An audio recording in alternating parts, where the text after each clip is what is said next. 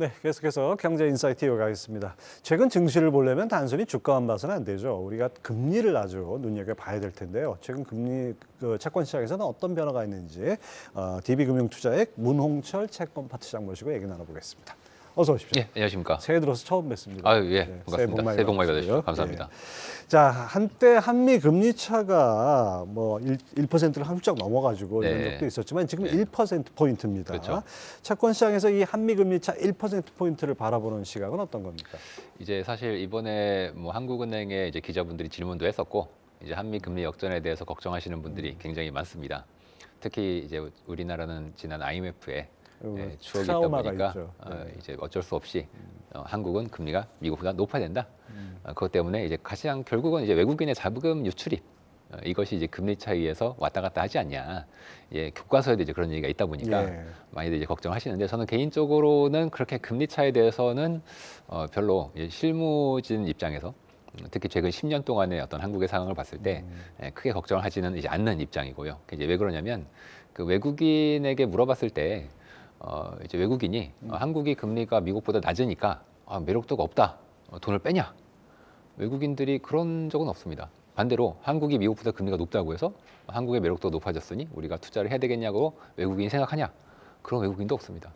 그냥 외국인은 미국보다 금리 낮은 나라에선 다 돈을 빼야 정상이죠. 만약에 그게 맞다면. 네, 맞습니다. 특히 신흥국들이나 이제 한국 같은 경우에는 대외 개방도가 높기 때문에 또 수출을 많이 하는 나라고 외국인 입장에서 중요한 건 한국이 수출을 잘하는지 기업들이 경쟁력이 있는지 그러니까 펀더멘털이 얼마나 탄탄한지 이게 이제 중요한 거지. 이제 금리 차가 역전이라고 해서 뭐 한국이 뭐 금리가 낮으니까 그걸 또 원화를 빌려다가 투자할 것도 아니고 한국이 금리가 높다고 해서 뭐 달러를 뭐 바꿔서 원화에 투자할 것도 아니기 때문에 상대적으로 금리 차는 그렇게 중요하지는 않은 변수라고 저는 좀 예외적으로 주장을 하고 있고요. 이제 다른 분들은 이제 중요하다고 보시는 분도 많기 때문에 뭐 제가 그거를 뭐 틀렸다고 말씀드리는 건 아니지만 상대적으로 이제 자본시장에 이제 오래 있다 보니까 과거와는 좀 다르게 금리 차가 그렇게 중요한 외국인의 변수는 아니고요. 펀더멘털이 제일 중요하다. 그렇게 저희가 말씀드리겠습니다. 그렇죠. 뭐 금리라는 것이 이제 우리가 견뎌봤지 않습니까? 1.25%포인트도 뭐 크게 변동이 없었고 오히려 없습니다. 외국인 자금이 들어왔습니다. 그렇습니다. 그런 측면에서 그렇게 크게 걱정할 일은 아니다 이렇게 볼 수 있는데 자, 한국은행이 기준금리를 또 올렸는데도 불구하고 3년 만기 국고채 금리가 기준금리 밑으로 떨어졌어요. 이거 어떻게 봐야 됩니까? 이제 우리가 이거를 이제 수익률 곡선이 역전됐다. 장단기 금리 차가 이제 역전됐다. 이렇게 표현을 하고 교과서적으로 이것은 경기가 침체에 빠질 가능성이 있다.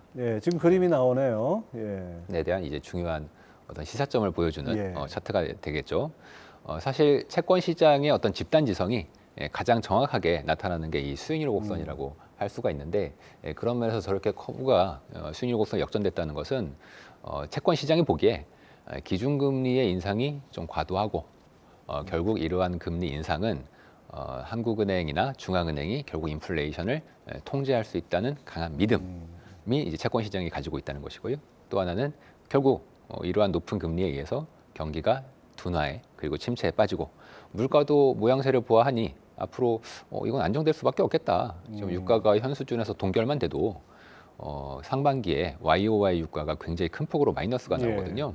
그런 걸 봤을 때 그렇다면 물가도 우리가 늘 YOY로 보기 때문에 그렇다면은 채권을 지금 금리는 절대적으로 높으니까 수 자체가 그러니까 그 높은 금리를 지금 사놔야 되는 거 아니냐 그런 생각들을 채권 시장이 한국이나 미국도 똑같이 하는 거고요. 그러다 보니까 기준금리가 높아지고 있음에도 불구하고 시장금리는 나중에 금리 인하하면 결국 채권 시장은 돈을 벌기 때문에 그 인하까지 고려를 해서 인하라는 건 이제 물가 안정과 경기 침체니까 미리 수익률 곡선을 역전시켜 놓는 그런 움직임을 보이고 있다고 할 수 있겠고요. 한은 총재도 이번에 기자들이 질문을 하니까 수익률 곡선의 역전은 뭐 채권 시장이 알아서 그렇게 생각하는가 보다 하는 거지 뭐 자기가 그거에 대해서 특별히 코멘트할 건 없다. 이거는 이제 사실상의 어떤 용인이라고 뭐 용인이라고 하긴 그렇지만 뭐 그럴 수 있다는 걸 하는 총재도 얘기를 한 거기 때문에 채권 시장의 생각이 완전히 막 엉터리는 아닌 것으로 저희는 보고 있습니다. 제 개인적인 생각은 이창용 총재가 그런 면에서 소통하는 거는 되게 소탈하게 하는 것 같아요. 맞습니다. 솔직하게. 솔직하게. 뭐 말 빙빙 안 돌리고. 작년에는 이제 커브 그 수익률 곡선이나 채권 시장이 뭐 23년에 금리 인하를 생각한다는 거에 대한 베팅이 이제 약간 뭐 잘못됐다는 그 뉘앙스로 얘기를 한 반면에 이제 이번 1월 금통위에서는 그거에 대해서는 그렇게 딱히 부정적으로 언급하지 않고 약간 중립적으로 언급을 했습니다. 자, 이번에 그 1월 금통위에서 금리 인상이 뭐 어떻게 보면 마지막이다. 뭐 예. 이런 시각도 좀 있는 것 같아요. 예. 근데 이렇게 쉽게 빨리 낙관해도 되는 건가요? 그러다 보니까 이제 하는 그 금통위 내에서도 이제 총 7명이지만 이제 하는 총재를 제외하고 이제 6명이 3대 3으로 나뉘어서 3.5가 마지막이라는 파가 3명. 아니다. 우리 한 3개월 기다려 봤다가 그때 또 올려야 될 수도 있다. 그럼 이제 3.75가 되겠죠. 3.75가 적정하다라고 보시는 분이 또 3명. 이렇게 해서 지금 3대 3으로 나눠져 있는 상황이고요. 다만 이제 채권 시장은 그렇게 나눈 게 아니라 그냥 끝이다. 이렇게 보고 있는데, 물론 이제 우리가 보기에는 이게 너무 이제 낙관적으로, 여기서 낙관적이란 건 이제 물가가 빨리 안정될 것이라는 쪽으로 이제 낙관적이라는 거죠.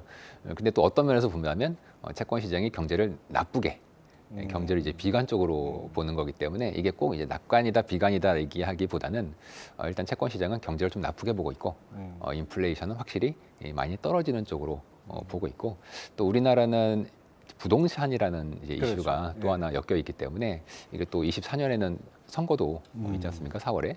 그러다 보니까 이거 올해 부동산 시장이 더 안 좋아지면 와, 그럼 이거는 정치적으로나 정부에서 어떠한 좀 압박을, 이제 금리 통화 정책으로의 어떤 압박도 가능하지 않겠나라는 기대감을 한국은행 지금 이 금융시장, 특히 채권 시장이 이제 하고 있다고 저희가 설명을 할 수 있을 것 같습니다. 예, 그렇군요. 일단은 뭐 채권 시장에서의 분위기는 인플레는 확실히 통제 가능한 네. 수준으로 지금 가고 있다. 네. 이렇게 보는 거고. 네. 하지만은 금리 인하 돌입하려면은 아직도 네. 상당한 시간이 좀 있어야 될 것 같은데요. 네. 금리 인하까지 가기엔. 네. 그런데 지금 벌써부터 기준금리 밑으로 국고채 3년물이 역전된 거는 이건 좀 과한 거 아닌가요? 이제 사실 지금 그 최근 들어서 이제 두 번째 역전이 된 상황이라고 좀 볼 수가 있습니다.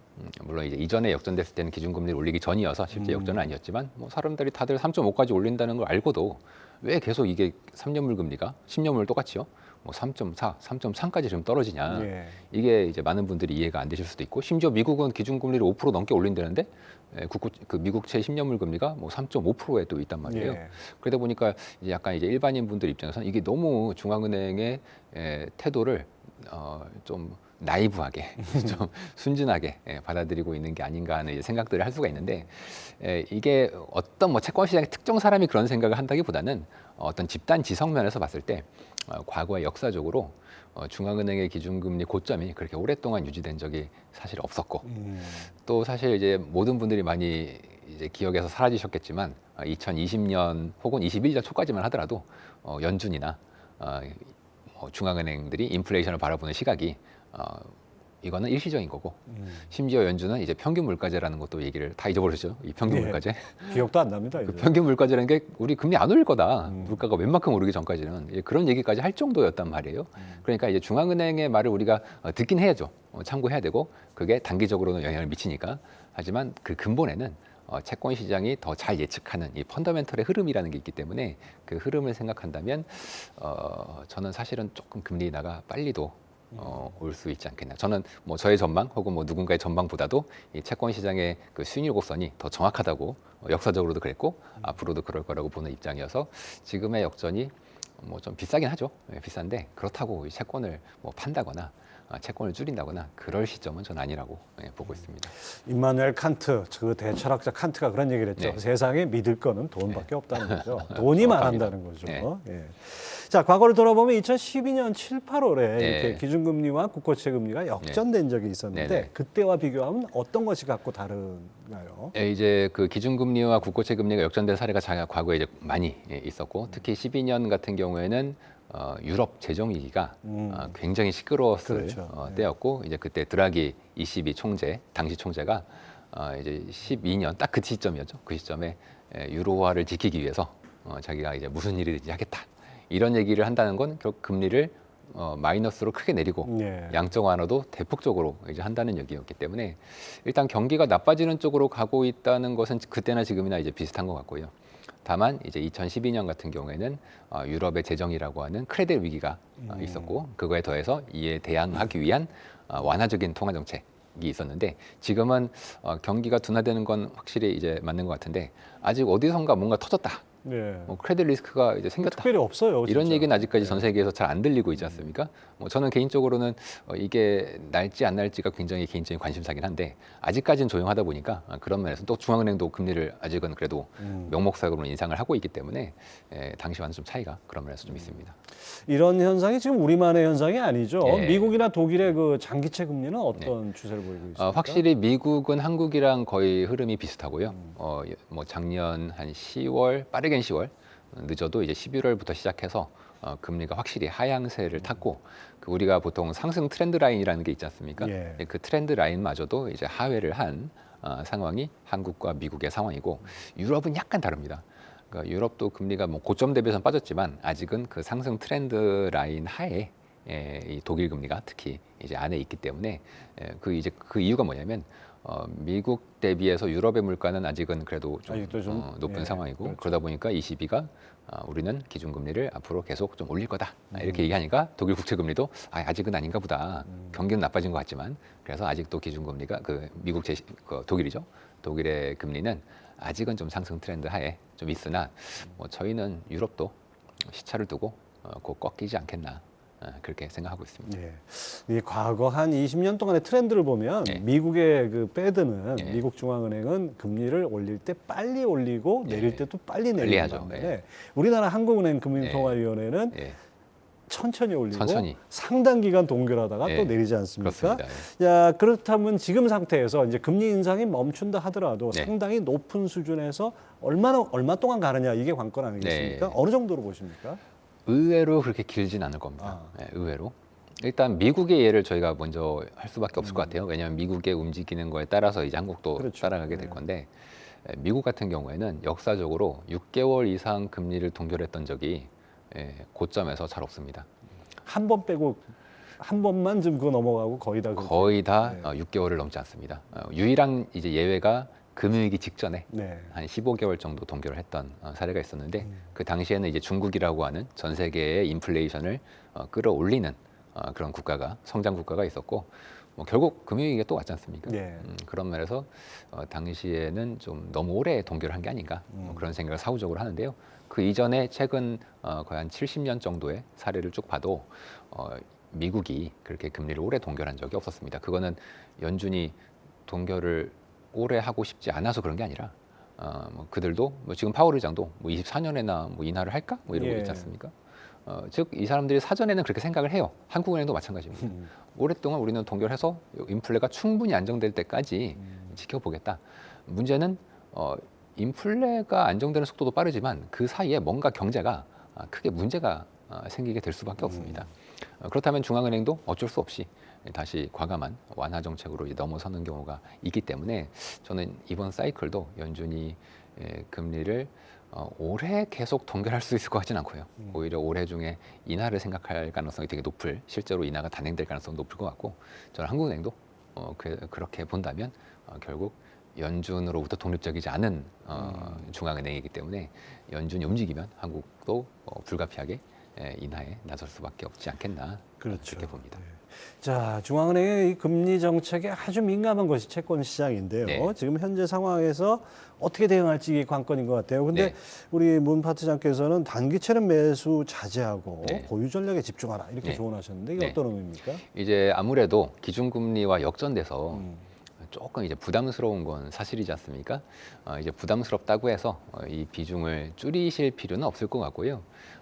게다가 절대금리 레벨이 이제 높기 때문에 우리 채권에서는 굉장히 시간 가치라고 하는 굉장히 중요한 그 예. 채권의 그 보유에 따른 수익이 매일매일 쌓이는 게 있거든요.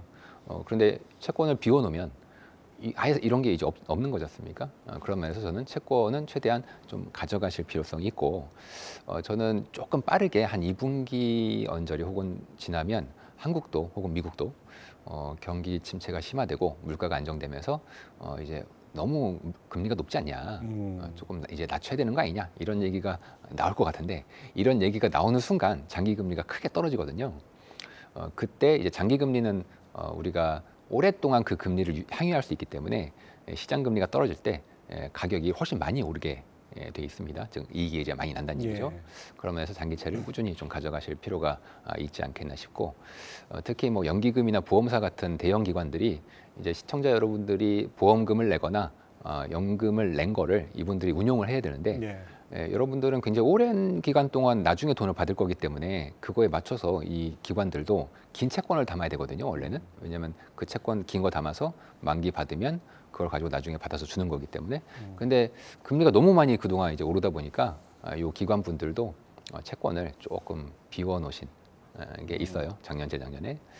근데 이게 마냥 비워놓고 갈 수는 없기 때문에 결국은 새로 담는 과정에서 이 장기 채권 금리가 또 굉장히 금리가 좀 아래쪽으로 내려갈 압력을 꾸준히 받게 될 겁니다.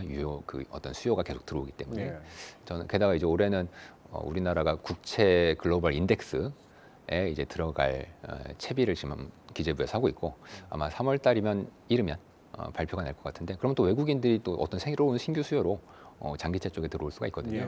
얘네들이 이제 국채만 사기 때문에 저는 그런 면에서 수급상도 그렇고 펀더멘털도 그렇고 장기채 쪽 비중은 우리가 꾸준히 싸지면 무조건 많이 사고 좀 비싸더라도 비우는 것은 좀 조심해야 된다. 그렇게 좀 말씀을 드리고 그렇죠. 있습니다. 채권은 갖고 있으면 이자가 있기 나옵니다. 때문에 예. 주식하고 다른 그런 뭐 측면이 이자가 1%다. 뭐 내가 1%에 샀다. 그러면은 하루에 쌓이는 이자가 얼마 안 되지만 지금 3.5%지 않습니까? 그렇죠. 그러면은 이게 하루에만 가지고 있어도 이게 계속 1bp씩 먹는 거기 때문에 그렇죠. 1bp씩 먹는 셈이죠. 그렇죠. 365일이니까 대충 한 하루에 1bp씩 이제 먹지 않습니까? 이 시간 가치라는 게 굉장히 무서운 것이기 때문에 보유하는 것에 대한 가치를 극대화시키자.